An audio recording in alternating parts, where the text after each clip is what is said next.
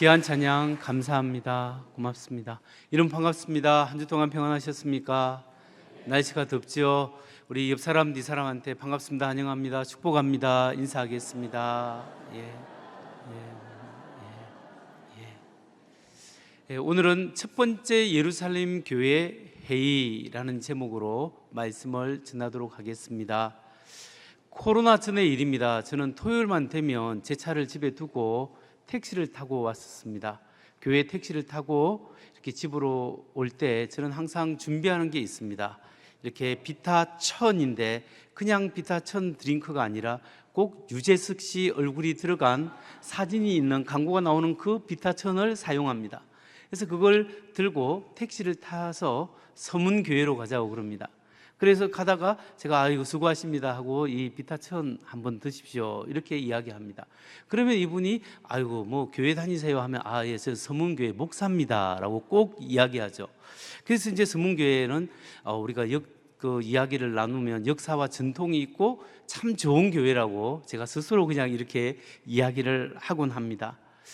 이렇게 하는 것은 제가 이제 우리 교회를 그래도 택시 기사님들한테 알리기도 하고 또 혹시 또 신앙생활 할 수 있는 기회가 될까 싶어서 이렇게 서비스도 하고 또 전도도 하기 위해서 일부러 토요일만 되면 택시를 탔었습니다.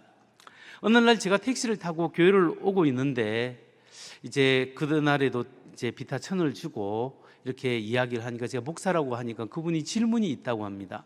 어떤 질문이냐고 하면 목사님, 요즘 교회들은 유월절을 지키지 않지 않습니까? 예수님도 옛날에 유월절을 지켰는데 왜 요즘 교회들은 유월절을 지키지 않습니까? 이렇게 질문을 하는 겁니다. 제가 그 말이 무슨 말인지 즉각적으로 딱 알아들었습니다. 왜냐하면 이분이 다른 의도가 있기 때문입니다. 그래서 제가 이야기했습니다. 요즘 교회는 유월절을 지키지 않습니다. 왜냐하면 예수님이 유월절 어린 양이 되셨기 때문에 이제는 더 이상 유월절을 지킬 필요가 없습니다. 우리는 어떤 유월절 절기를 지킴으로 구원받는 것이 아니라 하나님의 은혜로 믿음으로 구원을 받습니다. 이렇게 이야기를 했습니다. 그러면서 제가 하는 말이 뭐냐 하면 혹시 안상홍 정인의 하나님의 교회 다니시죠? 이렇게 말을 하니까 그분이 빨리 거의 다 왔기 때문에 얼벌무리면서 다음 손님 맞으러 가야 된다고 이렇게 했습니다. 제가 조금 더 이야기하려고 했다가 아무튼 이렇게 다음 손님 때문에 말을 더 이어가지 못했는데요. 보통 우리 주위에 있는 각 몇 군데 교회가 큰 교회들이 보이죠. 이렇게 안상홍 정인회인데 그게 바로 하나님의 교회 세계복음 선교회라는 이름으로 우리 주위에도 있습니다. 그런데 이 하나님의 교회에서는 특이하게 이 교회가 안식일 교회 쪽에서 빠져나온 이단이거든요. 그래서 한국 교회는 이단이라고 규정을 하고 있습니다. 그런데 특이하게 안식일을 지키고 유월절을 지켜야 구원을 받는다 이렇게 이야기를 하지요. 그럼 여러분 유월절이라는 것이 우리가 잘 알다시피 출애굽할 때 하나님이 10가지 재앙을 주셨잖아요. 10번째 장자의 죽음에 대한 재앙이 바로 관련 있는 것이 유월절이에요. 이 10번째 재앙이 누구든지 사람이든 짐승이든 처음 태어난 맞이는 하나님께서 그 생명을 거두겠다 이렇게 이야기했고 그것을 피하는 방법으로 유대인들에게 어린 양을 잡아서 그 피를 문설주 좌우 문설주와 임방에 바르면 그러면 그 죽음의 사자가 넘어가게 됐다. 피를 보고 넘어가게 되리라 해서 유월절이 인 것입니다. 그런데 예수님이 이 세상에 오셔서 유월절을 지켰는데 유월절이 왜 예수님께서 유월절에 돌아가셨냐면 예수님이 유월절 어린 양으로 우리 죄를 대신해서 십자가에 못 박혀 죽으심으로 누구든지 예수님의 십자가의 죽음의 피공로 때문에 그를 믿는 자마다 하나님의 저주가 넘어가고 우리가 생명을 얻게 되는 그 은혜를 주시기 위해서 예수님이 유월절 어린 양으로 돌아가신 거예요. 그렇기 때문에 이제 우리는 유월절을 지키지 않고 또 예수님이 그때 유월절 때 성찬식을 행했지 않습니까? 예수님이 십자가의 죽음과 부활을 상징하는 그 성찬식을 행해서 예수님 오실 때까지 십자가의 죽음과 부활을 기념하라, 주님을 기념하라 해서 우리는 그렇게 하고 있습니다. 그래서 오늘날 교회는 예수 그리스도를 어떤 절기나 어떤 것들을 지킴으로써 구원을 받는 것이 아니라 예수 그리스도를 구주로 믿는 믿음 때문에 하나님의 은혜로 구원을 받습니다. 그런데 이 하나님의 교회에서는 우리가 안식을 지키고 유월절을 지켜야 구원을 받는다, 이렇게 가르치는 것은 굉장히 잘못된 가르침이고 이게 성경적인 가르침이 아니라는 것을 우리가 확실히 생각하고 있어야 합니다. 바로 이 문제처럼 초기 교회에서도 이 유월절 안식일 문제, 특히 할례에 관련된 문제, 그리고 모세의 율법을 지켜야 구원을 받는다라고 주장한 사람들의 주장 때문에 교회에 문제가 생긴 적이 있었습니다. 바로 오늘 우리가 살펴볼 사도행전 15장의 그 문제에 대해서 토론하고 있는데요, 이 사도행전 15장에는 우리 기독교 최초로 예루살렘 교회에 회의가 열린 것입니다. 이 예루살렘 최초의 회의를 우리는 예루살렘 공회라고 부릅니다. 그래서 이 예루살렘에서 왜 최초의 공회, 회의가 열리게 되었느냐, 그 이유는 다름이 아니라 이방인들이 예수 믿게 되었는데 이 이방인들에게 모세의 율법을 행하고 할례를 행해야 된다, 그래야 구원을 받는다라고 가르치는 사람들이 있어서 문제가 되었습니다.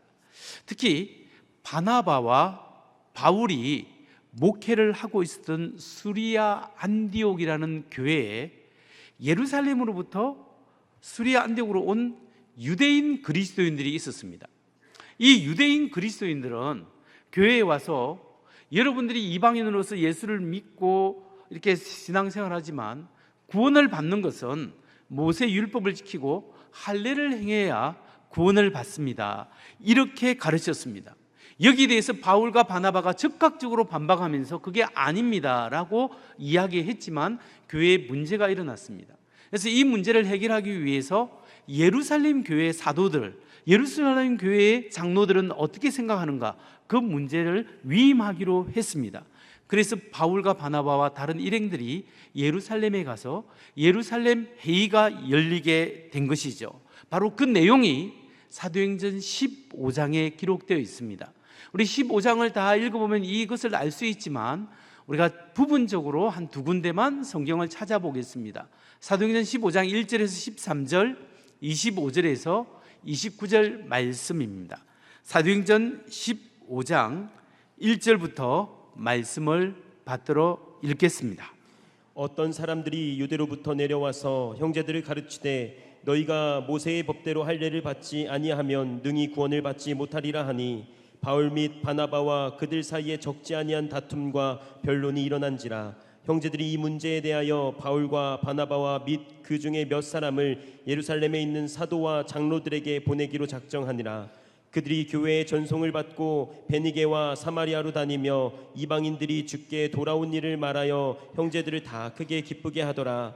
예루살렘에 이르러 교회와 사도와 장로들에게 영접을 받고 하나님이 자기들과 함께 계셔 행하신 모든 일을 말하며 바리새파 중에 어떤 믿는 사람들이 일어나 말하되 이방인에게 할례를 행하고 모세의 율법을 지키라 명하는 것이 마땅하다 하니라. 사도와 장로들이 이 일을 의논하러 모여 많은 변론이 있은 후에 베드로가 일어나 말하되 형제들아 너희도 알거니와 하나님이 이방인들로 내 입에서 복음의 말씀을 들어 믿게 하시려고 오래전부터 너희 가운데서 나를 택하시고 또 마음을 아시는 하나님이 우리에게와 같이 그들에게도 성령을 주어 증언하시고 믿음으로 그들의 마음을 깨끗이 하사 그들이나 우리나 차별하지 아니하셨느니라. 그런데 지금 너희가 어찌하여 하나님을 시험하여 우리 조상과 우리도 능히 매지 못하던 멍에를 제자들의 목에 두려느냐. 그러나 우리는 그들이 우리와 동일하게 주 예수의 은혜로 구원받는 줄을 믿노라 하니라. 온 무리가 가만히 있어 바나바와 바울이 하나님께서 자기들로 말미암아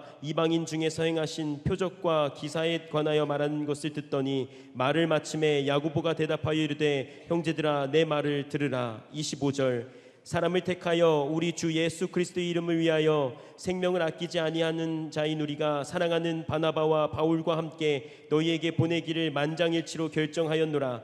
그리하여 유다와 실라를 보내니 그들도 이 일을 말로 전하리라. 성령과 우리는 이 요긴한 것들 외에는 아무 짐도 너희에게 지우지 아니하는 것이 옳은 줄 알았노니 우상의 제물과 피와 목매어 죽인 것과 음행을 멀리할지니라. 이에 스스로 삼가면 잘되리라. 평안함을 원하노라 하였더라. 아멘. 아멘. 오늘 우리는 이 사도행전 15장 말씀을 통하여 기독교 역사상 최초로 열린 예루살렘 교회 회의, 예루살렘 공회에서 과연 첫 번째 그들이 내린 결정은 과연 무엇인가? 그리고 예루살렘 교회가 결정을 내리는 방식과 원리는 무엇이었는가? 그리고 예루살렘 공회가 오늘날 우리의 삶에 어떤 영적인 교훈을 주는가? 이 세 가지 문제에 대해서 살펴보도록 하겠습니다. 첫 번째 우리가 살펴볼 질문은 예루살렘 공회가 내린 결론은 과연 무엇인가입니다. 여러분, 예루살렘 교회가 회의를 했는데 그들이 내린 결론은 무엇이겠습니까? 이 예루살렘 교회가 모인 이유는 유대 예루살렘으로부터 내려왔다는 유대 그리스도인들이 안디옥에 와서 여러분들이 예수를 믿지만 모세 율법을 행하고 할례를 행해야 구원을 받습니다 라고 말한 것이 문제가 되었습니다. 그래서 예루살렘에게 교회에게 이 문제가 알려졌고 예루살렘 교회에서는 회의가 열렸습니다. 이 예루살렘 교회의 두 기둥인 사도 베드로와 사도 야고보, 이 야고보는 예수님 동생 야고보입니다. 이 예수님 동생 야고보가 함께 모여서 이제 많은 장로들과 사람들과 함께 회의를 하게 되었습니다. 그런데 그 중에 바리새파인으로서 예수를 믿은 사람들이 있습니다.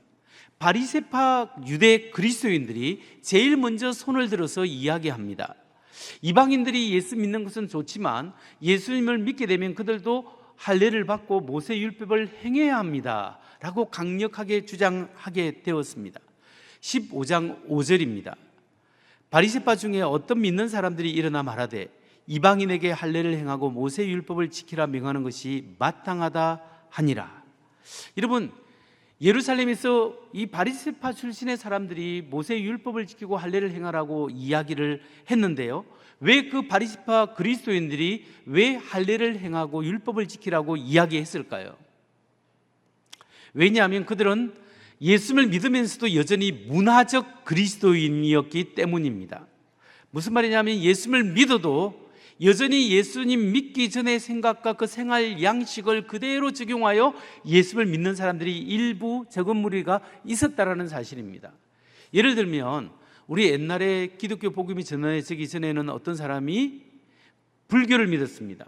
불교를 믿고 새벽에 사찰에 절에 불공을 드리러 갈 때 꼭 목욕 재개를 하고 사찰에 새벽에 가서 이 불공을 드린 사람이 있었는데 그 사람이 예수를 믿게 되었어요. 근데 그분이 예수를 믿고 난 다음에 새벽 예배를 오는데 꼭 새벽 예배 오기 전에 목욕을 안 하면 찝찝한 거예요. 근데 이분은 꼭 새벽에 목욕을 해야 새벽 예배를 드릴 수 있는 거예요. 그렇게 하는 것이 옳다라고 주장하는 사람이 제가 어릴 때 시골 마을에도 있었습니다. 이런 바로 이처럼 전혀 복음의 본질과 상관없이 자기가 익숙한 문화를 가지고 그것이 본질인 것처럼 하면서 문화적 그리스도인으로서 신앙생활을 할 수 있는 사람이 있다라는 거예요. 이런 사람 때문에 많은 변론이 있은 후에 드디어 베드로가 발언을 했습니다.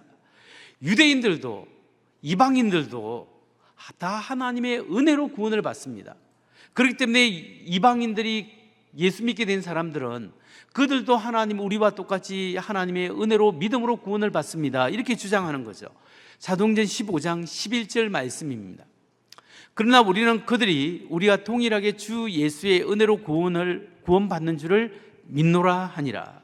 베드로가 자기가 그렇게 우리 모든 사람이 믿음으로 은혜로 구원을 받는다 이렇게 주장을 하고 난 후에 바울과 바나바가 또 발언합니다. 15장 12절입니다. 온 무리가 가만히 있어 바나바와 바울이 하나님께서 자기들로 말미암아 이방인 중에서 행하신 표적과 기사에 관하여 말하는 것을 듣더니, 지금 바울과 바나바가 자기가 약 2년 동안 제1차 선교 여행을 이방 지역을 돌아다니면서 교회를 개척했지 않습니까? 그때 하나님께서 복음을 전하니까 하나님께서 성령을 그들에게 내려주시고 놀라운 표적과 기사를 지금 예루살렘 성도들이 경험했던 것처럼 그들도 똑같이 경험했습니다. 이 체험담을 증거했습니다. 이렇게 증언하고 난 다음에 교회의 중심이었던 야고보, 이 야고보는 예수님의 동생 야고보인데 굉장히 의인으로서 기도를 많이 했습니다. 얼마나 기도를 많이 했냐면 이 무릎이 낙타 무릎이 될 정도로 딱딱해질 정도로 굉장히 기도를 많이 한 사람이고 별명이 의인 야고보입니다. 이 야고보가 베드로와 함께 예루살렘 교회의 중심적인 역할을 하고 있었는데 야고보가 일어나서 발언을 합니다. 이 야고보가 아모스의 예언을 인용하면서 하나님께서 이방인들이 돌아오게 될 것이라는 그 예언의 말씀이 지금 이루어졌습니다 라고 말씀으로 확인하면서 내린 결론이 있습니다. 그래서 예루살렘 교회 회의에서 내린 결론이 뭐냐? 그게 예루살렘 사도행전 15장 28절과 29절에 나오고 있습니다. 같이 한번 읽어볼까요? 시작. 성령과 우리는 이 요긴한 것 외에는 아무 짐도 너희에게 지우지 아니하는 것이 옳은 줄 알았노니 우상의 제물과 피와 목매어 죽인 것과 음행을 멀리할지니라. 이에 스스로 상가면 잘되리라. 평안함을 원하노라 하였더라. 아멘. 이 예루살렘 공회에서 내린 결론은 구원은 하나님의 은혜로 얻는 것입니다. 믿음으로 얻는 것입니다. 그렇기 때문에 이방인들에게 율법의 짐을 씌우는 것은 합당치 않습니다 라는 것과 또 하나는 4가지 금지사항 삼가할 것을 이야기합니다. 그것은 우상의 제물과 피와 목매어 죽인 것과 음행을 삼가하라 이렇게 덧붙여서 이야기합니다.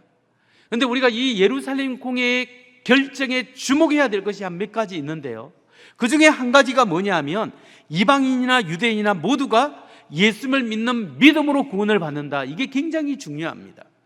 여러분, 우리가 이 자리에서 예배를 드리고 하나님의 자녀로 예배를 드릴 수 있는 것은 나의 행위가 아니라 예수 그리스도의 십자가의 보혈의 피공로 때문입니다. 그 누구도 자기의 행위로 하나님 앞에 나올 수가 없습니다. 예수 그리스도의 십자가의 은혜와 그 보혈의 피를 믿는 믿음 때문에 우리가 신앙생활하고 천국의 소망을 가지고 하나님 나라를 향하여 살고 있다는 거예요. 여러분, 만일에 첫 번째 예루살렘 공회에서 믿음으로 은혜로 구원을 받지 않는다라고 이야기하면서 율법을 함께 할례를 함께 행해야 된다라고 결정했으면 오늘 우리 청주 서문교회 이름이 바뀔 수 있어요. 청주 서문 할례교회 이렇게 바뀔 수 있고요, 은혜와 진리가 아니라 은혜와 율법교회, 은혜와 할례교회 이런 이름들이 많이 있을 거예요. 그런데 오직 우리는 하나님의 은혜로 믿음으로 구원을 받는다. 이것이 마틴 루터가 종교개혁을 일으키기 훨씬 이전에 최초로 열린 예루살렘 공회에서 결정을 해놓은 사항입니다. 그건 하나님께서 그렇게 하게 했다라는 것, 이건 너무나 중요합니다. 여러분, 하나님의 은혜로 구원을 받는 줄 믿으시기 바랍니다.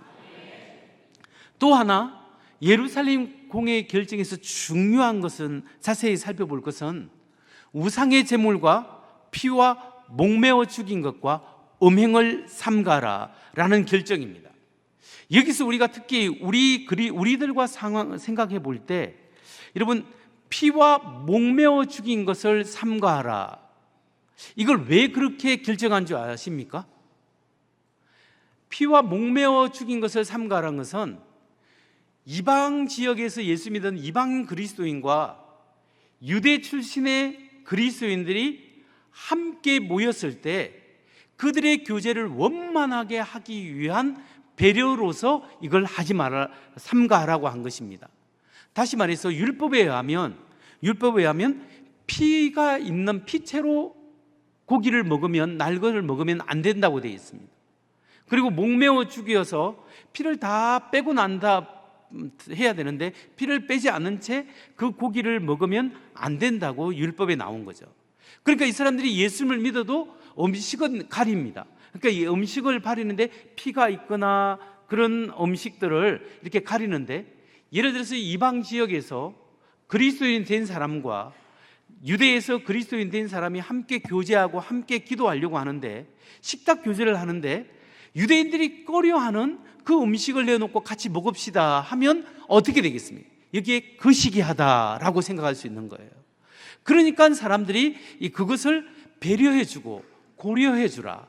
그리고 여러분들이 이방 지역에서 또 혹시 유대인들에게 복음을 전할 때도 이런 문제를 삼가하면 서로 충돌이 없고 원만하게 복음을 전할 수 있게 됩니다 라는 차원에서 예루살렘 교회가 그 피와 목매어 죽인 고기를 먹지 말라라고 이야기한 겁니다. 그런데 이런 결정은 오늘 살아가는 우리와는 약간의 거리가 있다라고 생각할 수 있겠죠. 그런데 오늘날 우리와 많이 상관 있는 것이 있습니다. 그게 뭘까요? 그게 바로 우상의 제물과 음행을 멀리하라. 이것은 우리에게 실질적으로 중요한 문제입니다. 여러분, 왜 예루살렘 공회에서 우상의 제물을 멀리하라 라고 이야기했을까요? 그것은 그 당시 그리스 로마 지역의 사회 특성을 살펴보면 잘 알 수가 있습니다. 그리스 로마 지중해 해안의 각 도시들은 마을마다 될 수 있으면 신전이 있었습니다. 웬만한 곳은 다 신전이 있는데 다신교, 여러 신을 섬기는 신전이 있었고, 신전에는 사제, 이렇게 목회자 같은 사제 계층들이 있었습니다. 많은 사람들이 그 마을은 다 신전 중심으로 돌아가기 때문에 신전에 때때로 다 동물이나 어떤 제사를 드립니다. 제사를 드려서 음식을 다 만들어서 같이 신에게 바치고 함께 먹고, 그리고 즐기고 난 뒤에 맨 마지막에 제의는 음란한 행위를 하는 그런 것으로 제의가 마치는 경우가 허다했습니다. 그런데 보십시오, 그 가운데서 어떤 사람이 예수님을 믿게 되었습니다. 이 예수 믿은 사람이 친구와 함께 오늘 밥 먹으러 가자, 어디에? 다신교 신전에 가서 그 우상에게 섬긴 예식을 하고 난 다음에 거기에서 나온 음식을 같이 함께 밥을 먹고 즐긴다면 이걸 하나님이 온전히 하나님을 섬기는데 지장이 있게 되는 거죠. 그래서 이런 비신앙적 행위를 하지 말아라, 이렇게 조언을 하고 금지하고 있는 것입니다. 그렇다면 여러분, 이렇게 우상의 신전에 참여해서 우상의 음식을 먹지 않는 것과 오늘날 우리와는 무슨 상관이 있겠습니까? 오늘 우리가 우상의 음식에 참여하는 경우는 어떤 경우일까요? 여러분, 현대인이 범할 수 있는 우상 숭배란 과연 무엇이겠습니까? 우상 숭배라고 하는 것은 꼭 돌이나 어떤 금이나 바위나 어떤 나무에 대고 절을 한다고 하는 것으로 우상 숭배를 한다, 이렇게 표현할 수는 없습니다. 우리 그리스도인에게서 우상이란 하나님보다 더 마음에 드는 것, 하나님보다 더 귀중히 여기는 것, 그게 나의 우상이 될 수 있는 겁니다.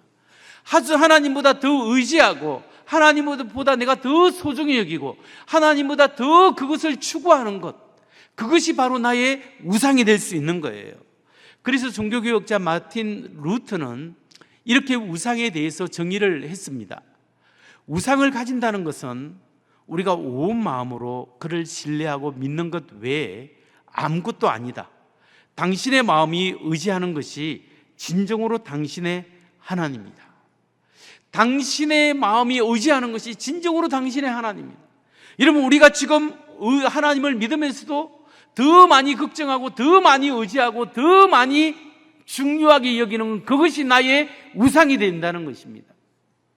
여러분, 따라서 오늘날 우리가 우상의 음식에 참여한다는 것은 하나님이 아닌 다른 것에 인생의 낙을 누리고 하나님보다 다른 것을 더 의지하고 하나님 은혜 가운데 참된 기쁨과 안식과 인생의 의미와 목적을 추구해야 되는데, 내가 하나님을 제쳐두고 다른 것, 그것이 내가 원하는 그 명예, 내가 원하는 그 직장, 내가 원하는 그 집, 그 차, 그 재물, 그것을 성취하고 이걸 하면 나에게 인생의 낙이 있고 기쁨이 있고 내게 행복을 가져다 주겠거니 하고 그것 추구하는 모습이, 그래서 그것을 통하여 나의 인생의 기쁨을 느끼려고 하는 것이 오늘 우리가 우상의 제물에 참여하는 모습으로 나타나는 것이 아니겠습니까?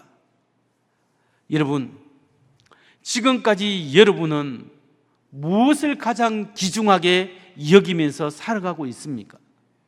나는 내 인생에 무엇을 가장 귀중히 여기고 나는 내 인생을 무엇을 위하여 살아가고 있는가를 생각하고 해야 합니다. What is your priority? 당신의 우선순위는 무엇입니까?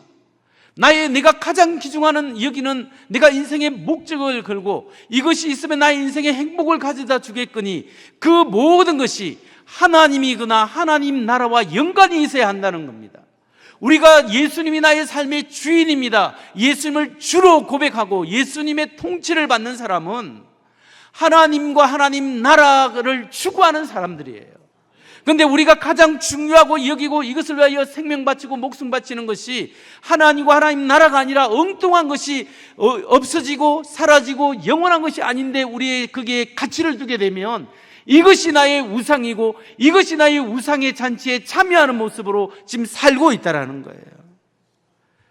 여러분, 하나님의 나라, 하나님의 은혜 가운데 참된 기쁨을 맛보십시오. 하나님이 나를 사랑하고 하나님의 그 은혜와 그 하나님의 나라, 나의 꿈과 나의 비전보다 더 큰 하나님의 나라를 추구할 때 여기에 참된 기쁨과 행복이 있다는 것을 여러분 진짜 믿으시기 바랍니다.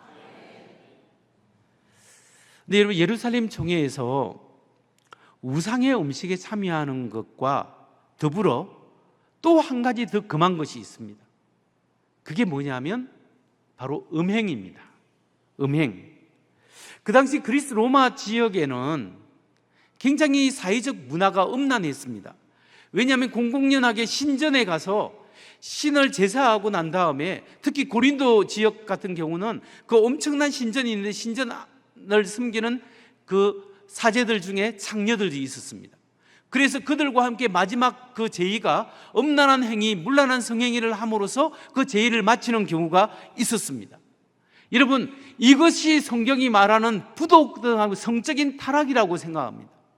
그래서 하나님의 말씀은 옛날이나 지금이나 시대와 문화를 초월해서 하나님 앞에 성적으로 부도덕한 음행을 삼가하라, 그것을 하지 말라라고 우리에게 말씀하고 있는 겁니다. 하나님의 말씀은 오늘날 우리에게 분명하게 성적인 순결성을 지켜나갈 것을 말씀하고 있는 거예요. 여러분, 이 사실을 아십니까? 음행은 우상 숭배라는 사실, 음행은 성적으로 불결함은 하나님이 아니라 다른 신을 섬기는 행위라고 성경은 규정하고 있습니다. 사도 바울은 에베소서 5장 5절에서 이렇게 말씀합니다. 세 번역으로 보면 여러분은 이것을 확실히 알아두십시오. 음행하는 자나 행실이 더러운 자나 탐욕을 부리는 자는 우상 숭배의 자여서 그리스도와 하나님의 나라를 상속받을 몫이 없습니다. 여기 확실히 알아두십시오. 분명한 사실은 음행하는 자나 더러운 자나 탐욕을 부리는 자 우상 숭배자다. 음행은 우상 숭배하는 것이라고 성경 곳곳에 이야기하고 있습니다. 여러분, 오늘날 우리 문화가 음란한 문화, 성적 타락한 문화 속에 살아가고 있습니다. 불륜이 아름다운 사랑으로 미화되고 있습니다. 그리고 동성애와 동성결혼이 정상적인 일이다, 가정의 일이다라고 주장하는 시대가 바로 오늘날 시대고, 그것이 잘못되었습니다라고 발언하면 도리어 처벌받는 시대가 오늘날 우리 시대, 이 시대의 국제사회의 시대입니다. 오늘날 우리 그리스도인 중에서 많은 사람들이 성적으로 순결하지 못하고 음행과 연결되어 있는 사람들이 있습니다.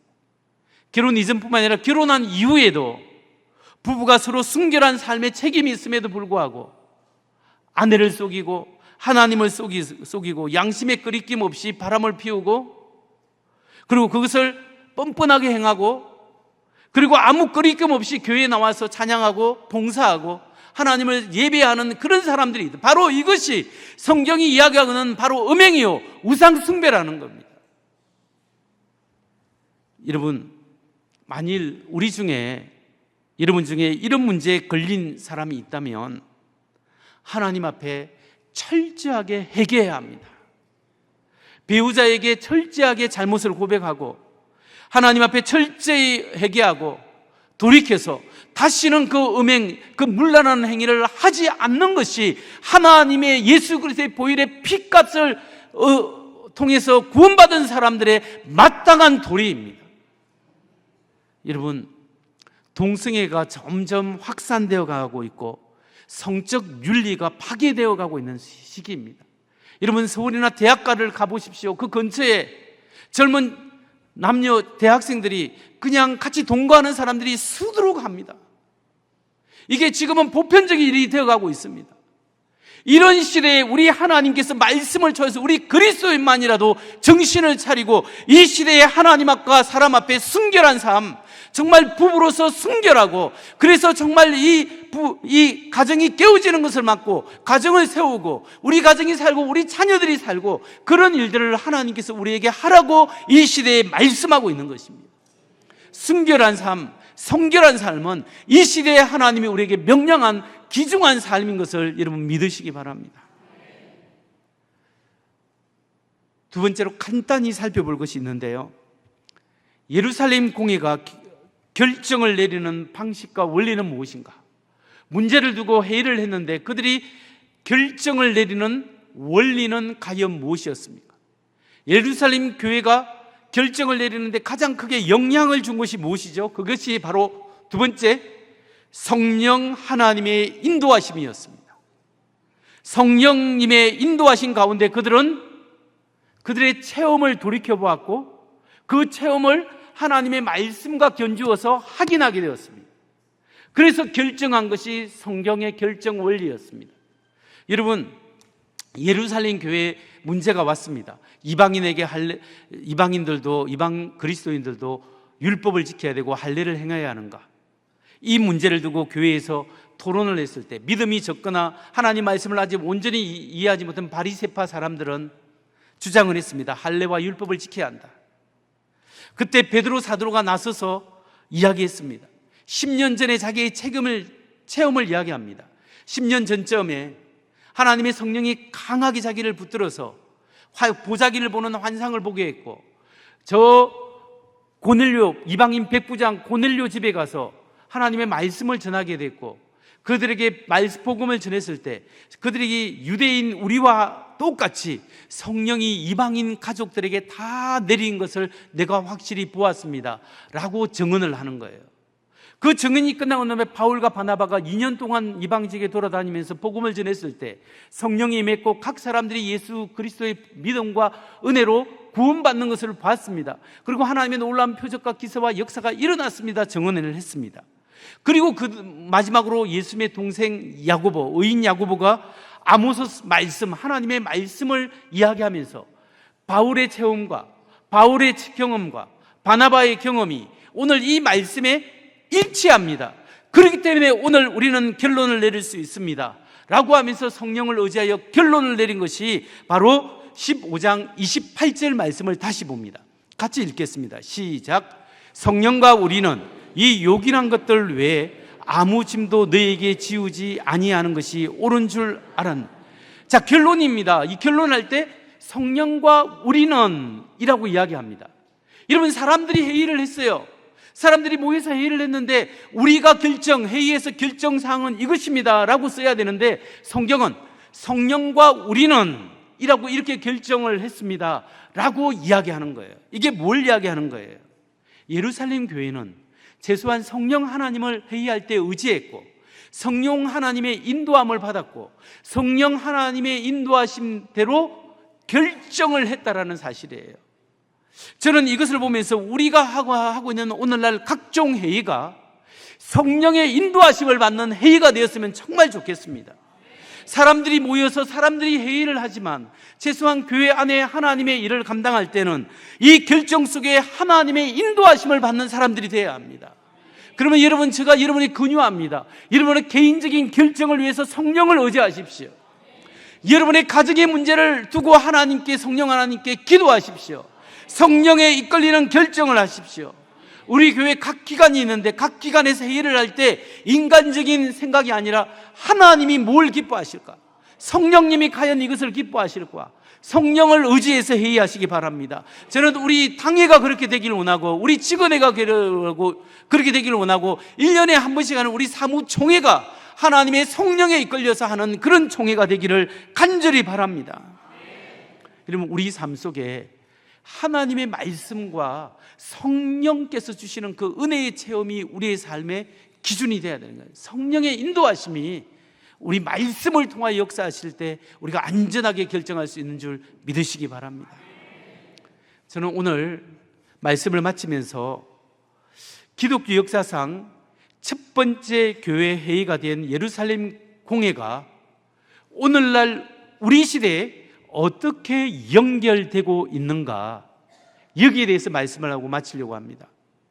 여러분, 오늘날 우리 시대에도 예루살렘 공회처럼 선교적 차원에서 기독교 대표들이 모여서 중요한 주제를 놓고 회의하고 기도하고 성령님이 원하시는 것을 우리가 사모하면서 결정하는 그런 중요한 선교 운동, 선교 회의가 있겠습니까? 저는 바로 그 선교 운동이, 그 회의가 로잔 대회라고 생각합니다. 로잔 대회.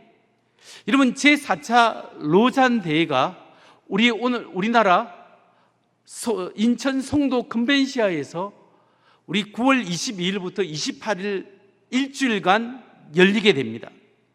여러분, 이 대회가 얼마나 중요하냐면요, 제1차 대회, 제1차 로잔 대회는 1974년 스위스 로잔에서 열리게 되었습니다. 이때 누가 주도를 했냐면 빌리 그레엄 목사님과 영국의 존 스토트 목사님이 주도를 했는데, 세계 복음 선교의 운동의 원리를 여기에서 방향성을 설정하기 위해서 함께 모여서 의논을 했는데요. 왜 이 1차 로잔 대회가 중요했냐면, 왜 필요했냐면 이유가 있습니다. 1948년에 WCC 세계교회 협의회가 만들어집니다. 그런데 이 세계교회 협의회가 만들어진 이 단체에 동방정교회나 각 정교회가 들어오고 개신교가 들어오고 카톨릭도 참가 자격으로 회원은 아니지만 함께 들어와서 회의를 했습니다. 그런데 이 WCC 세계교회 협의회가 이게 어떤 방향으로 나아갔냐 하면 종교다원주의 방향으로 나아갔습니다. 예수님 외에 다른 종교에도 구원이 있습니다 라고 하면서 예수님을 한 사람으로, 인간으로 보는 자유주의 신학을 바탕으로 이 종교다원주의 붐을 일으키기 시작했습니다. 특히 1961년에 기독교 선교 단체가 이 WCC에 병합되면서 이제 WCC가 더 힘을 얻어서 선교란 무엇인가 정의할 때 하나님의 복음을 전해서 영혼 구원의 사명이 있다, 이것이 아니고 영혼 구원이 아니라 사회 구원입니다 라고 정의하기 시작했습니다. 그러면서 참된 선교가 뭐냐? 그것은 참된 인간화이다. 그리고 정치적 억압에서 정치적으로 해방받는 것, 그 독재에서 해방받게 하는 것이 그게 구원입니다 라고 선교의 개념을 뒤틀어 버렸습니다. 그러니까 이 종교다원주의와 사회 구원을 외치는 이 선교의 방향이 너무나 잘못되었기 때문에 60년대 그 붐이 일어났기 때문에 이걸 복음주의에서 이건 하나님의 말씀에 위배된다, 그래서 이걸 막아야 됐다. 그래서 미국의 빌리 그레엄 목사님과 영국의 존 스토트 신학자 목사님이 함께 힘을 모아서 전 세계에 흩어져 있는 신학자와 선교사님, 목사님들에게 연락을 했습니다. 그래서 1974년 스위스 로잔에서 이 로잔 운동 회의가, 선교 회의가 열렸는데 150개국에서 2,700명의 이 선교사, 목사님, 신학자들이 모여서 회의를 하면서 올바른 세계 선교의 방향성을 선교에 설명했습니다. 그 선교란 뭐냐? 하나님의 영혼 구원이다. 영혼 구원을 하면서 이 사회의 부조리에 대해서는 올바르게 이야기해야 된다. 사회적 참여, 정의롭게 할 수 있는 행동으로 보이는 사회에 참여가 있어야 된다. 그러면서 영혼 구원과 사회적 책임을 함께 강조해서 온전한 선교, 총체적 선교 개념을 개발해서 우리가 이 온 세계에, 온 교회에 온전한 복음을 올바르게 전하자라고 선교 정책을 수립하게 된 거죠. 이렇게 해서 선교 방향이 이 종교다원주의 WCC에 반대해서 이제 로잔 대회가 만들어지게 된 겁니다. 그러면서 2차 로잔 대회가 언제 생겼냐면 1989년 필리핀 마닐라에서 생겼습니다. 필리핀 마닐라 대회, 여기에는 약 세계에서 173개국 4,300명이 왔었고요. 그 다음에 2010년에 제3차 로잔 대회가 남아공화국 케이프타운에서 열리게 됩니다. 여기는 198개국 4,200명이 신학생과 선교사와 신학자와 선교사와 목사님들이 모여서 회의를 하게 되는 거죠. 그래서 올바른 선교의 방향을 설정하는 그 큰 일을 이때 일어났습니다. 이제 첫 번째 로잔 회의가 1974년, 마지막 3차가 2010년, 첫 번째 로잔 회의가 지난 50년이 지금 2024년이에요. 올해 2024년에 한국 서울, 인천, 송도에서 제4차 로잔 대회가 이제 진행되게 되었습니다. 이번 서울 로잔 대회 주제는 교회여 다 함께 그리스도를 선포하고 그리스도를 나타내자, 이게 주제예요. 무슨 말이냐면 교회여 다 함께 예수 그리스도가 유일한 구세주임은 주님이심을 선포하고, 그뿐만 아니라 말로만 선포하는 것이 아니라 우리의 행함과 진실함으로 우리의 삶으로 드러내자, 이게 주제예요. 그래서 올해 전 세계에서 선교사님들, 신학자들, 목사님들이 오는데 220여 개국에서 5,000명의 사람들이 몰려오는 거예요. 같이 이번에 제4차 선교회를 하는데 한국 사람들은 10%, 500명이 참가하게 되어 있습니다. 이 500명 중에는 신학대학 교수님들, 세계에 흩어져 있는 선교사님들, 그리고 한국에 있는 목사님인데 500명 중에 목사님들 참가는 200명 정도가 됩니다. 우리 한국의 6만 개, 7만 개 교회 중에 200명의 목사님들만 참여하게 되어 있어요. 왜냐하면 어느 기관으로부터 공신력 있게 추천받은 사람들만 참여하게 되어 있습니다. 그래서 세계 선교회에 대해서 의논하게 되어 있는데요. 우리 청주 지역에서는 상당교회 안강모 목사님과 청주 서문교회 박명료 목사, 제가 두 사람만 이게 하나님께 영광을, 사실은 자랑하려고 말씀을 드렸지만 이게 기도해 달라고 이렇게 말씀을 드리는 거예요. 왜냐하면 이번 로잔 대회가 굉장히 중요한데요. 그 이유가 뭐냐면 처음 로잔 대회보다 50년이 흘렀고요. 지난번 3차 대회 2010년보다 14년이 지났어요. 14년 동안 세계에 엄청난 변화가 있었는데 최근에는 코로나 팬데믹이 있었잖아요. 또 그리고 지금 인공지능으로서 디지털이 굉장히 바뀌어져 가고 있어요. 그리고 이슈가 뭐냐면 또 이 시대에 이 젠더 문제, 동성애 문제, 성별 정체성 문제가 지금 전 세계 유럽이 다 넘어가서 이런 차별금지법이 세워지고 이런 문제가 교회에서 이걸 신학적으로 뒷받침해 버렸어요. 그러니까 이런 자유주의 신학에서 이게 잘못된 이런 것들이 뒷받침되었기 때문에 이런 시대에 오늘날 교회는 디지털 시대에 어떻게 다음 세대를 전도하고 선교할 것인가, 이렇게 동성애와 젠더 이슈가 넘쳐나는 이 시대에 우리는 어떻게 복음을 올바르게 선포할 것인가, 이 문제를 어떻게 바라보고 교회가 어떻게 선포할 것인가를 결정하게 되면 이 파급 효과가 전 세계 기준이 되는 거예요. 그동안 교회가 잘못된 것을 회개하고 하나님 앞에 돌이킬 수 있는 중요한 근거 자료가 될 수 있기 때문에 이 회의가 엄청나게 중요한 겁니다. 그리고 세계 선교의 방향을 새롭게 설정하는 놀라운 일들이 각 선교 대회 때마다, 로잔 대회 때마다 일어나게 된 거예요. 여러분, 바라기는 이번 로잔 대회를 통해서 첫 번째 예루살렘 공회처럼 성령님이 주도하여서 오늘날 복잡한 이 시대에 문제 있는 이 시대의 문제를 온전히 해결하고 계속해서 전도하고 선교할 수 있는 그런 강력한 하나님의 전략들이 세워지기를 저는 기대하고 기도합니다. 여러분도 함께 동참해서 기도해 주시고 정말 이 시대의 다음 세대를 위한 하나님의 귀한 계획들이 계속해서 이루어지도록 기도해 주시기 바랍니다. 로잔 대회 짧은 영상만 보고 말씀을 마칩니다. 커넥션 이것은 우리를 하나로 이어줍니다. 혼자서 할 수 없는 것을 할 수 있게 하는 힘이 있습니다.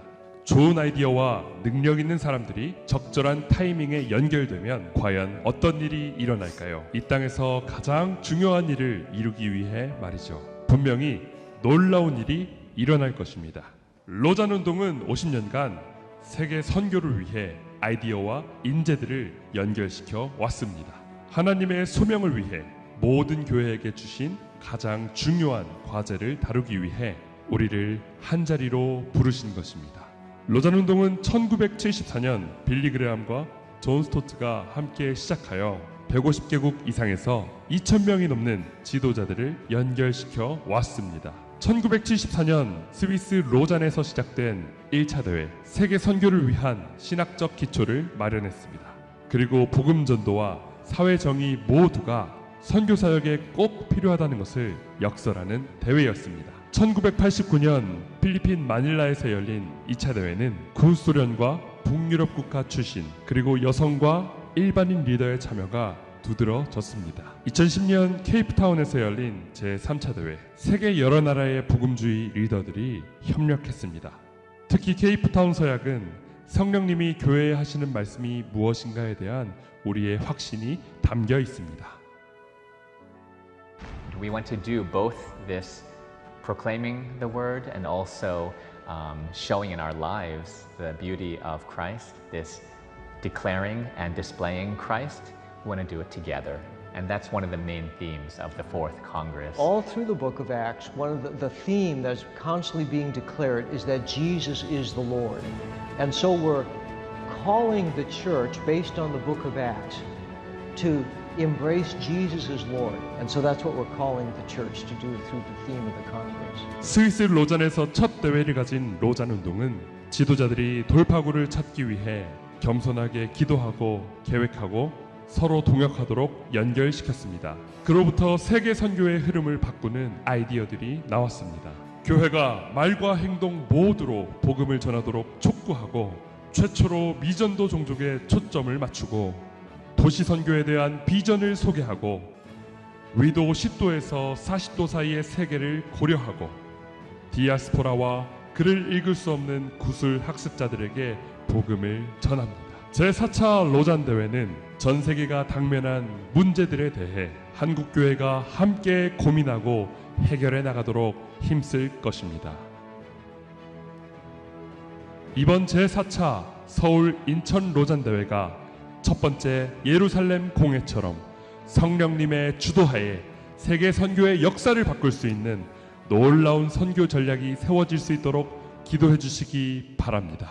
아멘. 우리 다 함께 세상 모든 민족이 구원을 얻기까지 찬양합니다.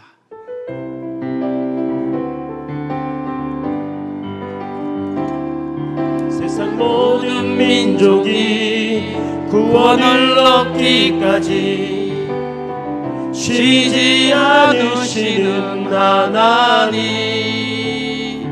주의 심장 가지고 우리 이제 일어나 주 따르게 하소서. 세상 모든 육체가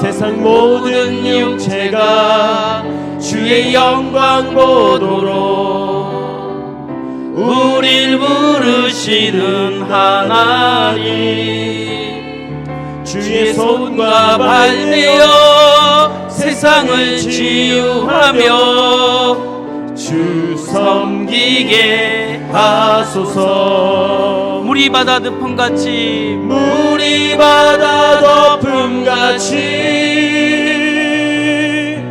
여호와의 영광을 인정하는 것이 온 세상 가득하리라.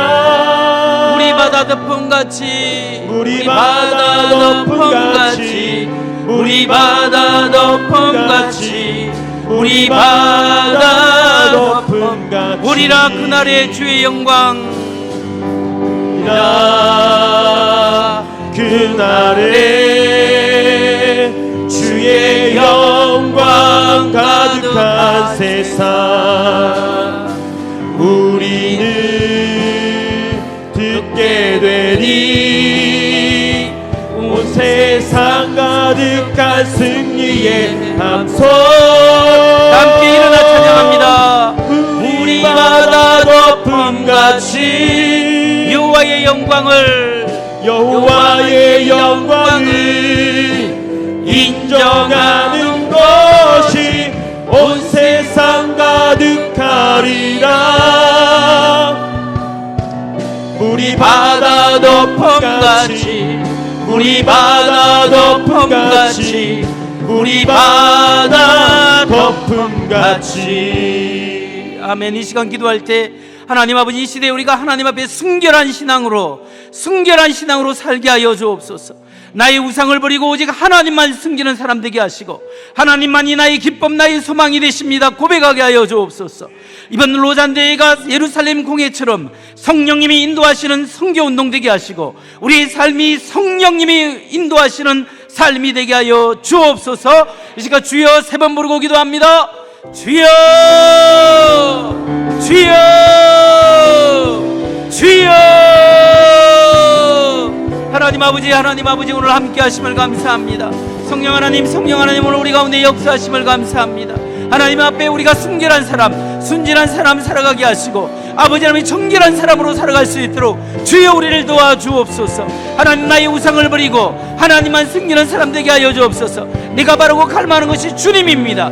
하나님과 하나님 나라가 되게 하시고, 하나님만이 나의 소망, 나의 기쁨이 되게 하여 주옵소서. 주여 로잔대의 예루살렘 공회처럼 성령님이 인도하는 선교운동이 되게 하시고, 선교의 회의가 되게 하여 주옵소서. 우리의 삶에 하나님이 인도하시는 삶 되게 하시고, 하나님 우리를 통하여 역사하시는 삶 되게 하시고, 하나님 우리를 통하여 물이 바다 덮음같이 하나님의 영광이 우리를 통하여 드러나게 할 수 있도록 주여 이 자리에 참여한 모든 성도들에게 은혜와 은총을 다하여 주시옵소서. 할렐루야. 주의 이름을 찬양합니다. 하나님 아버지 감사합니다. 오늘 이 자리에 참여한 모든 성도들을 축복합니다. 온라인으로 예배드리고 청전에서 함께하는 성도들을 축복합니다. 주여, 우리가 이 세상에 순결한 신앙이 되게 하시고, 나의 우상을 버리고 하나님만 숨기게 하시고, 성령의 인도함을 받는 성도가 되게 하여 주옵소서. 이제는 우리 주 예수 그리스도의 은혜와 하나님 아버지의 극진하신 사랑과 성령님의 감화감동 위로교통 충만케 하심이, 오늘 하나님 말씀 듣고 성령에 이끌리고 하나님만 숨기고 순결한 신앙으로 살아가기로 다짐하는 여기에 모인 모든 성도님과 청진의 식구들과 온라인으로 예배드리는 성도님, 그리고 군복무 중에 수고하고 멀리까지 흩어져 있는 서문의 식구들과 선교사님들의 머리 위에 지금부터 영원히 함께하기를 간절히 축원하옵나이다. 아멘.